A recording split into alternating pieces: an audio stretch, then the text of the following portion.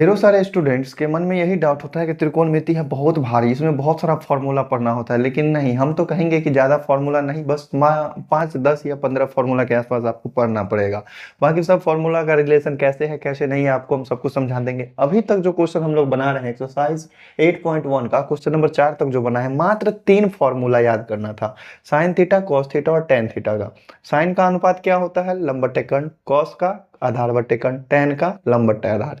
और बाकी हमने बताया कि साइन का उल्टा कोसेक है, कॉस का उल्टा सेक है, टेन का उल्टा कॉट है। ये चीज अगर 3 को याद रखते हो कि किसका व्युत्क्रम कौन है, किसका उल्टा कौन है, तो आपको लगभग पूरा त्रिकोणमिति में कोई दिक्कत होने ही नहीं वाला है। ठीक है, तो चलो मेरे प्यारे भाई, अगर चैनल पे आओ पहली बार तो चैनल को सब्सक्राइब कर लेना, साथ में बेल आइकन को प्रेस करके अपने प्यारे दोस्तों को शेयर जरूर करना। तो आज के वीडियो में हम लोग क्या देखेंगे, बस ये क्वेश्चन नंबर 5 से बहुत ही प्यारा सा क्वेश्चन है। नॉर्मल स्टूडेंट से बनता नहीं है ऐसा क्वेश्चन। हम बताएंगे बहुत ही प्यारा सा मेथड जिससे इस क्वेश्चन को सॉल्व करके आसानी से आप लोग रोला जमा सकते हो अपने दोस्तों में। तो चलो मेरे प्यारे भाई, आज का अपना वीडियो शुरू करते हैं। देखिए इस क्वेश्चन में कहता है कि नीचे दिए गए चित्र में sine theta, cos theta, tan theta का मान ज्ञात करें। अगर किसी त्रिभुज में हमको साइन थीटा, कॉस थीटा और टेन थीटा का मान निकालना है, इसका मतलब हम क्या समझेंगे कि वो कहीं ना कहीं समकोण त्रिभुज होगा, तभी उसमें से हम वैल्यू निकाल पाएंगे।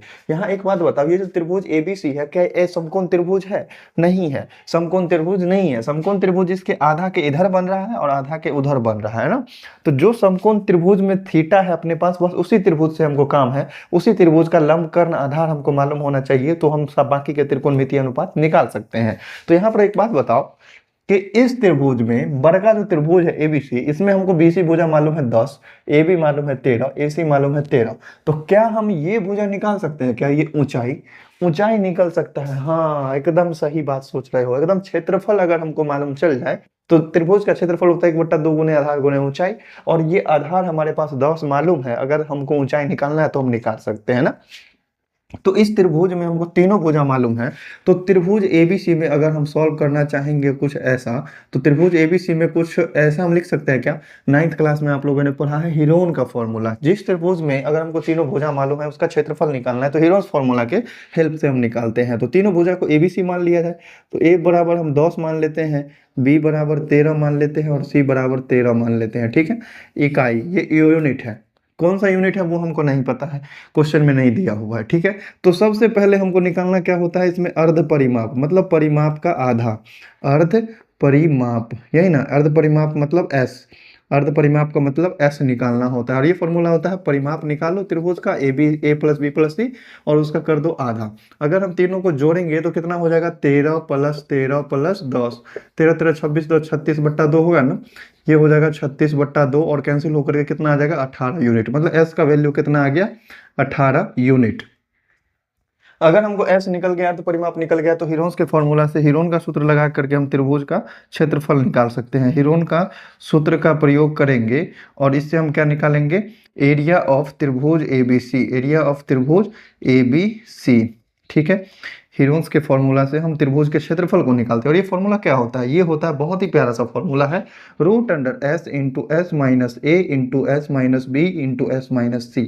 अगर ये चीज आपको नहीं पता है तो क्लास 9th वाली वीडियो देखो, हीरोन का सूत्र एक चैप्टर ही है। ठीक है, तो देखो इसका फॉर्मूला याद करने का तरीका क्या है? तरीका यही है कि यहाँ पर रूट के अंदर में अर्ध परिमाप को लिखो और उस एस में से पहला भुजा घटाओ, फिर दूसरा भुजा घटाओ, फिर तीसरा भुजा घटाओ। ठीक है ना। तो एस का वैल्यू कितना निकला है? 18। और फिर हम 18 में से क्या करेंगे? एगो भुजा घटाएंगे 10, तो कितना बचेगा? 8। फिर 18 में से कितना घटाएंगे? 13, तो बचेगा 5। और फिर 18 में से घटाएंगे 13, तो बचेगा कितना? 5। बस इतना ही का काम था, इधर का हमको काम नहीं है। ठीक है, अब देखो सबका गुणनखंड लिख लो, क्योंकि ज़्यादा नीचे हो रहा है ना। तो चलो हम इसको थोड़ा आगे सॉल्व करते हैं। अगर हम यहाँ से इसके गुणनखंड को लिखना चाहेंगे तो 18 का गुणनखंड हम क्या लिख सकते हैं? 18 का गुणनखंड 2 × 3 × 3 लिख सकते हैं ना। तो 2 × 6 और 6 × 18। अगर इस 8 के गुणनखंड को लिखना चाहेंगे हम तो 2 × 2 × 2 लिखेंगे, और गुना में 5 × 5 तो है ही, इसको रूट के अंदर में ले जाओ। ठीक है, अब 2 के बदले में सेम एक चीज निकलता है, 2 को सेम चीज के बदले में, तो 2 के बदले 2 निकलेगा, यहाँ वाला 2 और यहाँ वाला 2 के बदले में एगो 2 निकलेगा, इस दोनों 3 के बदले में एगो 3 निकलेगा, और इस दोनों 5 के बदले में एगो 5 निकलेगा। तो इस त्रिभुज का क्षेत्रफल हमारे पास कितना आ गया? 2 दूनी 4 12 पंचे 60 वर्ग इकाई। जो भी इकाई रहा होगा सेंटीमीटर मीटर उतना का वर्ग, यही ना।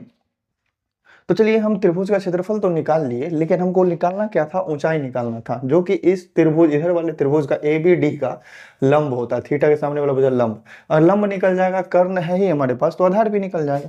तो अगर वो चीज निकालना है तो इस त्रिभुज के क्षेत्रफल को हम लिख सकते हैं ऐसे कि त्रिभुज एबीसी का क्षेत्रफल कितना आया हमारे पास 60। त्रिभुज एबीसी का क्षेत्रफल कितना आया 60 वर्ग इकाई। तो त्रिभुज एबीसी का फॉर्मूला हम लगाएंगे 1/2 गुने आधार और गुने ऊंचाई वाला, तो वो फॉर्मूला पर भी हम क्षेत्रफल निकालेंगे तो 60 ही निकलेगा। त्रिभुज का क्षेत्रफल अब जैसे निकालो वैसे तो 60 ही आना है ना। तो यहाँ पर बताओ आधार हमको मालूम है क्या, 1/2, आधार हमको मालूम है इस त्रिभुज का कितना है 10, तो ऊंचाई कितना हो जाएगा, आराम से निकल जाएगा, ऊंचाई बराबर 60। तो 2 से देखो, 2 पंचे 10 कट गया ना, अगर हमको ऊंचाई का वैल्यू निकालना है तो 5 है, गुना में तो उधर चला जाएगा भाग में, तो ऊंचाई का वैल्यू कितना निकलेगा 60 और बट्टा में 5, और ये कटेगा तो कितना आ जाएगा 12 इकाई आ जाएगा, यही ना। तो चलो एक चीज तो हमको मालूम चला कि इसका ये वाला भुजा कितना है 12 है, ठीक है। अब चलते हैं हम कहाँ, इसको घेरो, अब लिखते हैं अब कहाँ, समकोण त्रिभुज ए बी डी में, चलो समकोण त्रिभुज ए बी डी में। अब देखो किसी भी त्रिभुज में, समकोण त्रिभुज में अगर हमको कोई भी त्रिकोणमितीय अनुपात चाहिए तो त्रिकोणमितीय अनुपात निकालने के लिए हमको तीनों भुजा मालूम होना चाहिए, कर्ण, लंब और आधार।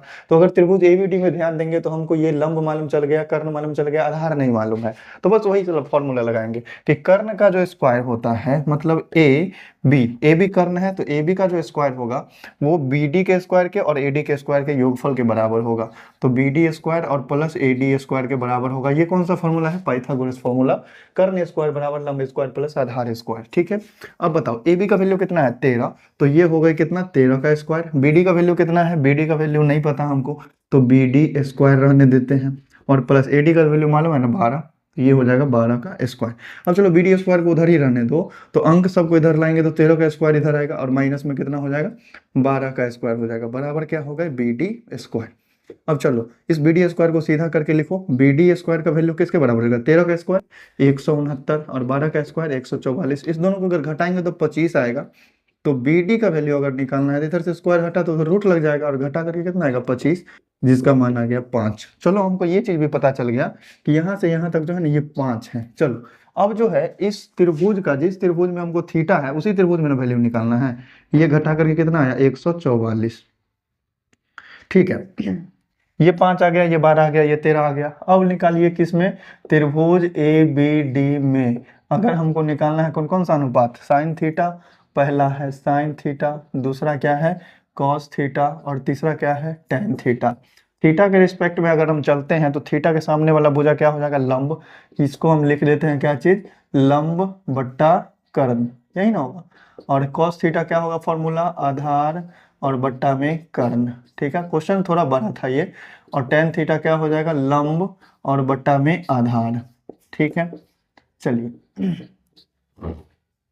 एक चीज और, ये क्लास 9th का थ्योरम भी है कि अगर किसी समद्विबाहु त्रिभुज के सामने वाले शीर्ष से, अगर बराबर भुजा वाले शीर्ष से अगर लंब डाला जाता है तो वो सामने वाले भुजा को समद्विभाजित करता है आधा आधा। तो ये अगर 10 है तो ये 5 5 होगा, ये अगर 12 रहता तो ये 6 6 भी होता, लेकिन आपको इतना चीज तो लिखना पड़ेगा ही, ठीक है। तो चलो मेरे प्यारे भाई, अब यहाँ से हमको निकालना है, थीटा के सामने वाला भुजा लंब होता है तो लंब कितना हो जाएगा ए डी, यही ना होगा, और कर्ण कौन सा हो जाएगा ए बी। चलो ये भी हमने लिख लिया। कॉस थीटा आधार है, तो अगर ये भुजा लंब है तो आधार क्या हो जाएगा बी डी, यही ना होगा बी डी, और कर्ण क्या हो जाएगा ए बी ही रहेगा, ठीक है। और लंब बट्टा आधार है तो थीटा के सामने वाला भुजा लंब होगा, लंब कौन सा है ए डी, और आधार कितना हो जाएगा बी डी। अब सबका मान बैठा दो, ठीक है। ए डी का वैल्यू कितना है 12, और ए बी का वैल्यू कितना है 13, बी डी का वैल्यू कितना है 5, ए बी का वैल्यू है 13, ए डी का मान कितना है 12 और बी डी का वैल्यू कितना है 5। ये हो गया इस क्वेश्चन का आंसर। उम्मीद करते हैं बहुत ही प्यारे तरीके से समझ गए होंगे। स्क्रीनशॉट लेकर के नोट करो और फिर बढ़ते हैं इसके बाद अपने नेक्स्ट क्वेश्चन, क्वेश्चन नंबर 5 के सेकंड पार्ट पे। ये जो 5 का सेकंड पार्ट है इसमें भी आपको साइन थीटा, कॉस थीटा और टेन थीटा निकालना है, ठीक है। क्वेश्चन को हमने मिटा दिया है, लेकिन बस फिगर को देख करके समझो। देखो इसमें कौन सा त्रिभुज में एंगल थीटा दिया हुआ है, त्रिभुज एक्स वाई एम में, मतलब इधर वाला त्रिभुज में थीटा दिया हुआ है। इधर वाले त्रिभुज से हमको कोई मतलब नहीं है, इधर वाले त्रिभुज के हेल्प से हम भुजा सब का मान निकालेंगे। जैसे देखो देख लो कि त्रिभुज एक्स वाई एम में ना एंगल थीटा दिया हुआ है, तो इसका ये भुजा कर्ण और ये भुजा लंब हमको मालूम होना चाहिए, यही ना। तो चलो हमको अगर ये भुजा निकालना है तो इसके लिए दो को भुजा का इन्फॉर्मेशन इस त्रिभुज में नहीं दिया हुआ है, लेकिन इधर वाले त्रिभुज में है ना। तो हम यहाँ से इस क्वेश्चन के सॉल्यूशन में लिख सकते हैं कि बड़का वाला जो त्रिभुज है साइड में, उसके हेल्प से हम ये भुजा निकाल सकते हैं। त्रिभुज किसमें, एक्स एम जेड में, त्रिभुज एक्स एम जेड में हम कह सकते हैं कि कर्ण का जो स्क्वायर होगा वो किसके बराबर होगा, तो लंब के स्क्वायर के और प्लस आधार के स्क्वायर के। ऐसा कह सकते हैं कि नहीं कह सकते, बिल्कुल कहा जा सकता है। कर्ण कितना है अपने पास, एक्स जेड, तो ये हो जाएगा एक्स जेड का स्क्वायर। लंब कितना है, एक्स एम, मतलब एम एक्स कह सकते हैं, और इसका स्क्वायर हो जाएगा। आधार कितना है, एम जेड, और इसका क्या हो जाएगा, स्क्वायर हो जाएगा। सबका वैल्यू रखो। एक्स जेड का वैल्यू कितना है, 20 है, तो 20 का स्क्वायर हो गया। एम एक्स स्क्वायर का वैल्यू नहीं मालूम है, तो एम एक्स स्क्वायर रहने दो, और प्लस एम जेड का वैल्यू मालूम है 16, तो 16 का स्क्वायर लिख दो, ठीक है। 20 का स्क्वायर कितना हो जाएगा, 400, और ये जो 16 का स्क्वायर होता है कितना, 256 होता है ना। 256 इधर आके क्या हो जाएगा, घट जाएगा। 256 बराबर क्या बन जाएगा, एम एक्स स्क्वायर, ठीक है। 400 में से 256 घटेगा तो 144 बचेगा, और इक्वल टू क्या हो जाएंगे, एम एक्स स्क्वायर। अगर एम एक्स का वैल्यू चाहिए एम एक्स का, तो रूट अंडर कितना हो जाएगा, 144, जो कि वैल्यू निकलेगा अपने पास 12, ठीक है। ये हो गया अपने पास। तो इसका वैल्यू कितना पता चल गया, 12, जो कि उधर वाले त्रिभुज में 12 है, तो इधर वाले त्रिभुज में भी क्या होगा, 12 ही रहेगा। अब चलिए कहाँ चलते हैं, त्रिभुज में चलते हैं, इस एक्स वाई एम में, ठीक है। त्रिभुज एक्स वाई एम में अगर हमको कर्ण निकालना है, कर्ण सबसे बड़का भुजा, तो एक्स वाई का अगर स्क्वायर करेंगे तो वो इस दोनों के स्क्वायर के योगफल के बराबर होगा, एम एक्स के स्क्वायर के और प्लस में वाई एम, चाहे एम वाई के स्क्वायर के, इसी के बराबर होगा ना, ठीक है। जिस त्रिभुज में हमको जो भुजा निकालना है, पाइथागोरस फॉर्मूला तो लगता ही है, त्रिकोणमिति में अक्सर क्वेश्चन में पाइथागोरस फॉर्मूला का यूज होगा। अब देखो यहाँ पर एक्स वाई के स्क्वायर निकालना, एक्स वाई का स्क्वायर कितना है, एक्स वाई का स्क्वायर हमको नहीं पता, ये हमको निकालना ही है। इक्वल टू एम एक्स का वैल्यू तो मालूम है ना यहाँ से 12, तो इसका लिख दो 12 का स्क्वायर, और प्लस एम वाई का वैल्यू मालूम है 5, तो ये हो जाएगा कितना, 5 का स्क्वायर। अब जोड़ो इसको, X Y square equal to 12 का स्क्वायर कितना होगा, 144, और 5 का स्क्वायर कितना होगा, 25। अगर दोनों को जोड़ते हैं एक्स वाई स्क्वायर, इस दोनों को, तो ये आ जाएगा 169। अगर एक्स वाई का वैल्यू चाहिए तो रूट अंडर कितना हो जाएगा, 169, जिसका वैल्यू हो जाएगा 13। चलिए एक्स वाई का भी वैल्यू मालूम चल गया, ये कितना है, 13, ठीक है। अब जो जिस त्रिभुज में थीटा था, उस त्रिभुज के तीनों भुजा हमको मालूम चल गया, तो हम साइन थीटा, कॉस थीटा और tan थीटा तीनों निकाल सकते हैं। तो सब चीज, चलिए सब कुछ बढ़िया है, एकदम अच्छा है। त्रिभुज एक्स वाई एम में हमको निकालना क्या क्या है, साइन थीटा, दूसरा क्या निकालना है, कॉस थीटा, तीसरा क्या निकालना है, tan थीटा। साइन थीटा का फॉर्मूला क्या होता है, लंब बट्टा कर्ण।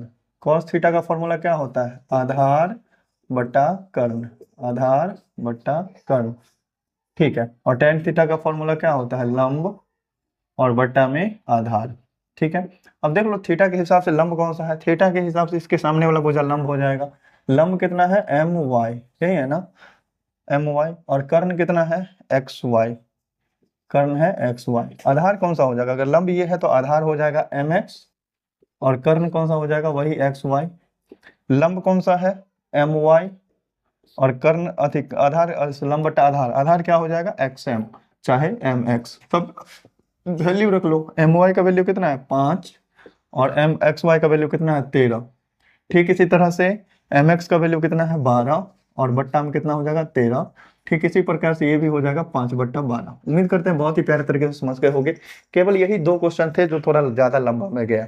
इस त्रिभुज में थीटा था, तो इस त्रिभुज के तीनों भुजा निकालने के लिए हमें जो त्रिक्रम लगाना पड़ेगा वो त्रिक्रम लगा करके वैल्यू निकालेंगे। तो चलो बढ़ते हैं अपने नेक्स्ट क्वेश्चन पे। चलो क्वेश्चन नंबर 6 बहुत ही प्यारा सा है, बस एक ही पार्ट है इसमें। त्रिभुज पी क्यू आर में कोण क्यू समकोण है, पी क्यू का वैल्यू इतना, कोण पी बराबर अल्फा, कोण आर बराबर बीटा, ऐसा कुछ दिया हुआ है।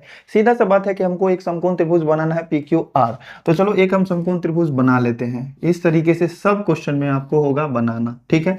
अब देखो यहाँ पर Q जो है समकोण है, तो यहाँ पर 90 डिग्री बन रहा है ना, तो इस कोण को एंगल Q बना लो। बाकी हम P और R दूसरे दूसरे को बना लेते हैं। क्वेश्चन में क्या कह रहा है कि एंगल P का मान किसके बराबर है, अल्फा के, तो एंगल P पर हम क्या करते हैं, अल्फा लिख लेते हैं। एंगल R बराबर है बीटा के, तो एंगल R के सामने में बीटा लिख लेते हैं। ये alpha, beta, gamma, lambda, theta, beta, ये सब जो है ना, इस सबसे कोण को दर्शाया जाता है। ये ग्रीक अक्षर है, ठीक है, इससे कोण को हम दर्शाते हैं कहीं पर भी। अब देखो पी क्यू का वैल्यू कितना लिखा हुआ है, 3, ये 3 इकाई है, और क्यू आर का वैल्यू कितना, नीचे वाला जो है ये 4 है। तो हमको तो ये वैल्यू तो निकालना पड़ेगा ना। तो अब हम इस त्रिभुज में अगर हम पाइथागोरस फॉर्मूला लगाएंगे तो ऐसा लिख सकते हैं कि पी आर का स्क्वायर बराबर होगा पी क्यू के स्क्वायर के, और फिर प्लस में क्यू आर के स्क्वायर के। होगा कि नहीं होगा? एकदम होगा। तो यहाँ से हमको पी आर स्क्वायर का वैल्यू निकालना है। तो पी क्यू का वैल्यू कितना है? 3 है। 3 का स्क्वायर कर लो। पी क्यू आर का वैल्यू कितना है? 4 है। तो ये 4 का स्क्वायर कर लो। समझ गए इतना? अब अगर हमको लिखना है P R square equal to, square करने पर 3 3 9 हो जाएगा, 4 चौका 16 हो जाएगा। अगर हमको पी आर का वैल्यू चाहिए तो इधर से स्क्वायर हटा है तो उधर रूट लगेगा, और 16 ना कितना आएगा? 25, जिसका वैल्यू आ गया अपने पास 5। तो ये पी आर का वैल्यू कितना आया? 5। ये भुजा हमको पता चल गया 5। चलो, बस यही काम था, इतना ही था। त्रिभुज में तीनों भुजा हमको मालूम रहना चाहिए, तब जाकर के हम संबंधों को लिख सकते हैं। साइन अल्फा क्या हो जाएगा? साइन का फॉर्मूला क्या होता है? लंब बट्टा कर्ण, यही होता है ना। कॉस का फॉर्मूला क्या होता है? आधार बट्टा कर्ण, यही होता है। टेन का फॉर्मूला क्या होता है? लंब बट्टा आधार। ठीक है, बस वही फॉर्मूला फिर से रिपीट हो जाएगा। साइन बीटा का फॉर्मूला भी, साइन का फॉर्मूला तो यही होता है, लंब बट्टा कर्ण। तो बस हम लिख देंगे। कॉस का फॉर्मूला क्या होता है? आधार बट्टा कर्ण, फिर से हमने लिख दिया। टेन का फॉर्मूला क्या होता है? लंब बट्टा आधार। तो बारी बारी क्वेश्चन अगर बनाते जाओगे ना तो ये फॉर्मूला सब क्या हो जाएगा? याद हो ही जाएगा। अब देखो यहाँ 3 क्वेश्चन में जो है अल्फा के रिस्पेक्ट में चलना है, 3 क्वेश्चन में बीटा के रिस्पेक्ट में चलना है। तो पहले देखो, अल्फा के सामने वाला भुजा क्या होगा? लंब। ये हो जाएगा कर्ण, और ये क्या होगा? आधार। अल्फा के मुताबिक अगर देखें तो ये कर्ण है, ये क्या है? लंब है, और ये क्या है? आधार है ना।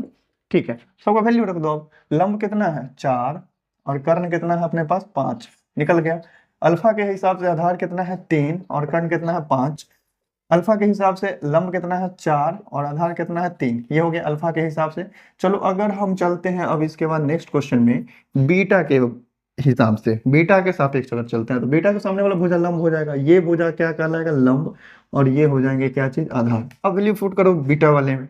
लंब कितना है? 3, और कर्ण कितना है? 5। कर्ण कभी नहीं बदलेगा ना। आधार कितना है? 4, और कर्ण कितना है? 5।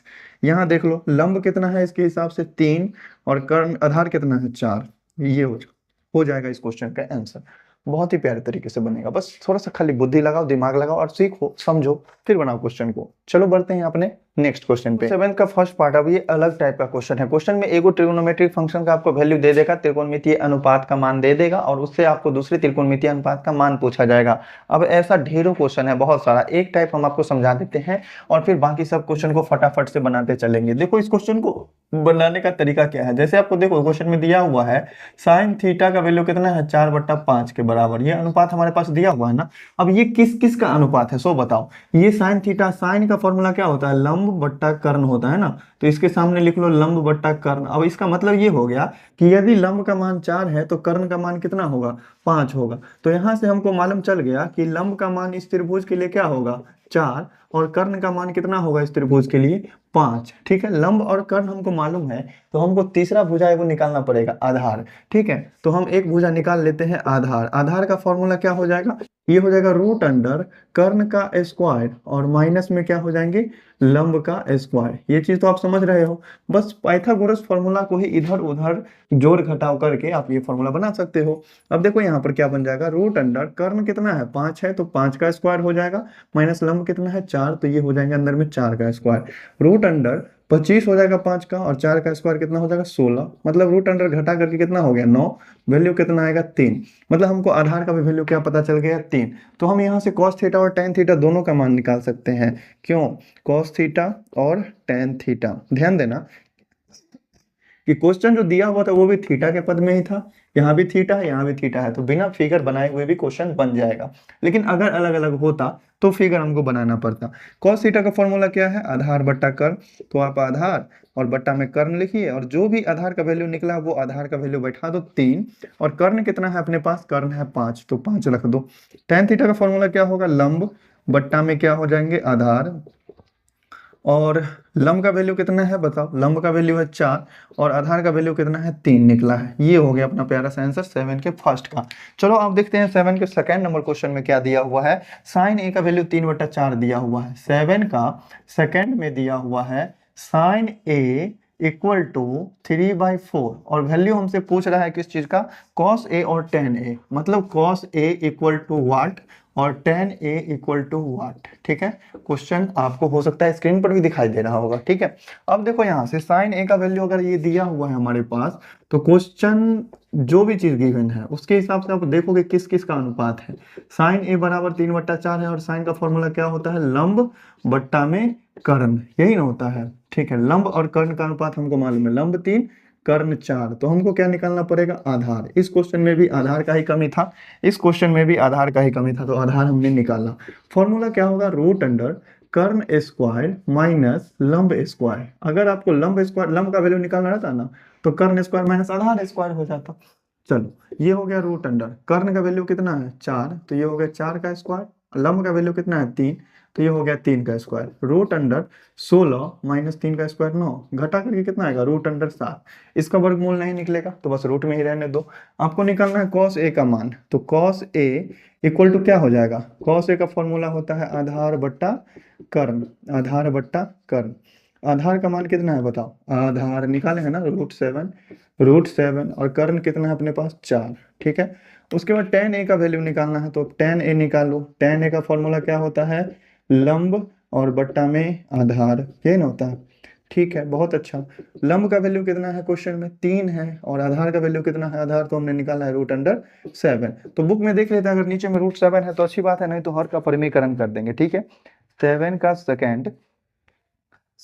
सेकेंड में नहीं, हर परिमीकरण नहीं किया हुआ है, बस इतना सा ही आंसर दिया हुआ है। ये हो गया अपना प्यारा सा आंसर 7 के सेकेंड का। अब इसी तरीके से सारे क्वेश्चंस को फटाफट से बनाते हुए बढ़ते चलेंगे आगे।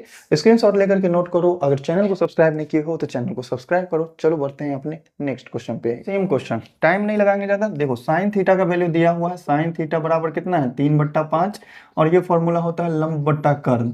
ठीक है, इसमें भी लंब और कर्ण हमको मालूम चल गया, हमको आधार निकालना होगा। आधार निकालो फटाफट से और फॉर्मूला निकाल दो। आधार निकालेंगे तो रूट अंडर क्या हो जाएगा, कर्ण स्क्वायर माइनस लंब स्क्वायर होगा। बहुत अच्छा, रूट अंडर कर्ण का स्क्वायर करो, कर्ण कितना है 5, और माइनस में लंब का स्क्वायर करो 3, 3 का स्क्वायर, ये हो जाएगा रूट अंडर 25 माइनस 9, मतलब रूट अंडर 16, वैल्यू कितना आ जाएगा 4। अब हमको निकालना है कॉस थीटा का मान। कॉस थीटा का फॉर्मूला क्या होता है, आधार बट्टा कर्ण। आधार का मान है क्या, आधार का मान निकाले हैं 4, और कर्ण का मान है 5। ठीक है, टेन थीटा का भी वैल्यू निकालना है, तो टेन थीटा हो जाएगा अपने पास लंब और बट्टा में आधार, ये ना होगा। लंब का वैल्यू कितना है 3, और आधार का वैल्यू कितना निकाले हैं हम 4। ये हो गया अपना प्यारा सा आंसर। कौन सा क्वेश्चन, क्वेश्चन नंबर 8 का। अब देखो क्वेश्चन नंबर 9। क्वेश्चन नंबर 9 बहुत ही सिंपल सा है। क्वेश्चन में कह रहा है कि कॉस थीटा का मान 4/5 है, तो टेन थीटा निकालो। कॉस थीटा का मान है कितना 4/5, तो हमसे पूछ रहा है कि tan theta equal to what. Simple सा क्वेश्चन है, देखो आप शॉर्टकट में बनाते चलते हैं। कॉस थीटा का फॉर्मूला क्या होता है, आधार और बट्टा में क्या चीज, कर्ण, यही ना होता है। आधार बट्टा कर्ण, मतलब आधार और कर्ण हमको मालूम है, तो हमको निकालना है लंब, और लंब का वैल्यू क्या हो जाएगा, पाइथागोरस फॉर्मूला से रूट अंडर कर्ण स्क्वायर, और माइनस चूंकि आधार हमारे पास गिवन है, तो आधार का स्क्वायर घटा लो, कर्ण में से आधार घटाएंगे तो लंब मिल जाएगा। रूट अंडर कर्ण कितना है 5, 5 का स्क्वायर माइनस आधार कितना है 4, तो 4 का स्क्वायर कितना हो जाएगा, रूट अंडर 25 माइनस 16, मतलब वैल्यू आ गया रूट अंडर 9, और मान कितना होगा 3। अब यहाँ से अगर हमको टेन थीटा निकालना है, तो इसीलिए टेन थीटा का फॉर्मूला क्या हो जाएगा, टेन थीटा का फॉर्मूला होता है लंब और बट्टा में आधार। ठीक है, लंब का मान कितना है, लंब अपने पास इस क्वेश्चन के हिसाब से लंब का वैल्यू है 3, और आधार का मान कितना है 4। तो ये हो गया अपना क्वेश्चन नंबर 9 का आंसर। इसी तरीके से आप क्वेश्चन नंबर 10 भी देखते हैं। क्वेश्चन नंबर 10 में क्या चीज गिवन है अपने पास, क्वेश्चन नंबर 10, क्वेश्चन नंबर 10 में है, और दो गो पार्ट है। क्वेश्चन नंबर 1 10 का पहला, टेन थीटा इक्वल टू क्या दिया हुआ है 3/4, टेन थीटा इक्वल टू 3/4, तो हमसे कॉस थीटा और साइन थीटा का मान पूछ रहा है इस क्वेश्चन में। Cos theta equal to what, और sine theta equal to what, इस दोनों का वैल्यू। तो टेन का जो रिलेशन है हमारे पास, क्या होता है अनुपात टेन का, टेन का होता है लंब बट्टा आधार, तो ये हो जाएंगे लंब और बट्टा में आधार। और एक बात बताओ, साइन और कॉस निकालने के लिए हमको लंब बट्टा कर्ण और आधार बट्टा कर्ण मालूम होना चाहिए, तो कर्ण हमें यहाँ पर मिसिंग है। तो कर्ण अगर निकालना है तो इसके लिए फॉर्मूला क्या है, रूट अंडर लंब स्क्वायर और प्लस में आधार स्क्वायर। ठीक है, क्योंकि बड़का निकालेंगे तो दोनों को जोड़ देंगे, अगर किसी छोटे वाले को निकालना है तो बड़का में से घटा लो। यहाँ पर फॉर्मूला लगाते हैं, रूट अंडर लंब कितना है 3, 3 का स्क्वायर और प्लस में आधार कितना है 4, 4 का स्क्वायर हो जाएगा। ये बन जाएगा रूट अंडर 9 प्लस 16, मतलब वैल्यू कितना बन गया रूट अंडर 25, वैल्यू कितना है 5। अब निकालो साइन थीटा और कॉस थीटा, इसीलिए साइन थीटा इक्वल टू क्या होता है लंब बट्टा कर्ण। ठीक है, अगर बहुत फास्ट लग रहा है कि नहीं समझ रहे हैं, तो इसका मतलब है सीधा सीधा के पीछे वाले क्वेश्चन सबको नहीं देखे हो। बहुत ही प्यारे तरीके से, बहुत ही आराम से हमने समझाया इससे पहले। लंब का वैल्यू कितना है 3, कर्ण का वैल्यू कितना है 5। कॉस थीटा निकालना है तो कॉस थीटा बराबर क्या होता है आधार बट्टा कर्ण, क्योंकि आप सब क्वेश्चन में तो इतने आराम आराम से तो नहीं बता सकते हैं, क्वेश्चन है ज्यादा। आधार का वैल्यू कितना है 4 और कर्ण का मान कितना है 5। ये हो गया 10वां के फर्स्ट का। अब चलो अब 10वां का सेकंड क्वेश्चन देख लेते हैं कि इसमें क्या चीज गिवन है और कैसे हमसे वैल्यू निकालना है। 10 का सेकंड नंबर पार्ट देख लो। 10 का सेकंड पार्ट में क्या है गिवन, tan थीटा का वैल्यू है 4/3। tan ए बराबर कितना है 4/3। तो हमको कह रहा है कि तो अन्य त्रिकोणमितीय अनुपात ज्ञात करें ना। अन्य त्रिकोणमितीय अनुपात कौन सा हो जाएगा, 6 को तो है ये है और एगो हमारे पास दिया हुआ है tan का मान, तो बाकी 5 को का वैल्यू निकालना है। अगर बाकी के 5 को का वैल्यू निकालना है तो tan का देखो रिलेशन क्या होता है, लंब बट्टा आधार होता है ना, तो लंब बट्टा क्या हो जाएंगे आधार होगा ना। ठीक है, लंब का वैल्यू 4, आधार का वैल्यू 3, तो हमको कर्ण तो निकालना ही पड़ेगा। कर्ण बराबर क्या होता है रूट अंडर लंब स्क्वायर और प्लस में आधार स्क्वायर, ये होता है ना। ठीक है, तो बताओ अब ये क्या हो जाएगा रूट अंडर लंब का वैल्यू कितना 4, 4 का स्क्वायर, आधार कितना 3, तो ये हो जाएगा 3 का स्क्वायर, मतलब रूट अंडर 4 चौका 16 प्लस 3 तिया 9, कितना बन गया रूट अंडर 25, वैल्यू कितना आ गया कर्ण का 5। अन्य त्रिकोणमितीय अनुपात निकालने हैं तो ये 10वां के सेकंड पार्ट का हल दिख रहे हैं। सबसे पहला पार्ट या फिर ABCD करके हम लिख लेते हैं। ए में क्या निकालेंगे हम साइन थीटा, साइन थीटा का फॉर्मूला क्या है लंब बट्टा कर्ण, यही ना है। ठीक है, दूसरा निकालना क्या है बी में कॉस थीटा, कॉस थीटा का फॉर्मूला क्या होता है, सॉरी यहाँ पर सब ए में था ना, tan ए था, तो हम साइन ए और कॉस ए निकालेंगे, साइन ए कॉस ए। सी में निकालेंगे क्या चीज tan ए, डी में निकालेंगे क्या चीज cot ए। अब देखो ई में निकालेंगे sec ए और एफ में निकालेंगे cosec ए। देखो क्वेश्चन में ये चीज दिया हुआ था गिवन में, tan ए का वैल्यू 4/3, तो आप tan ए को छोड़ भी सकते थे। ठीक है, लेकिन चलो निकाल देंगे सब।